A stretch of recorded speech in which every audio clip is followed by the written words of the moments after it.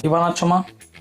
আজ আমি বানাচ্ছি কুলের আচার। এখানে 1 কিলোর উপরে কুল আছে। এটা হালকা ভেজে পাউডার করবে। হ্যাঁ, মিক্সারের পাউডার করে নিই। মশলাটা ভাজা, এবার নামিয়ে দিচ্ছি। পিষে নিচ্ছি মশলাটা দিয়ে। তো পাউডারটা হয়ে গেছে না? পাউডারটা হয়ে গেছে।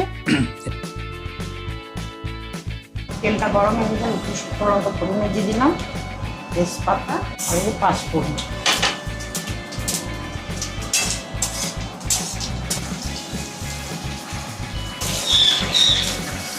নুনটা দিয়ে দিলাম,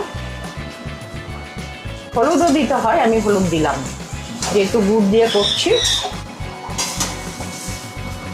গুড়টা দিয়ে ঢেলে দিচ্ছি।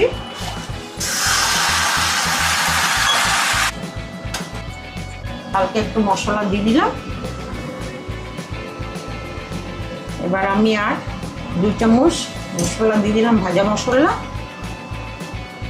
ভিনেগারটা দিয়ে নামিয়ে দিই।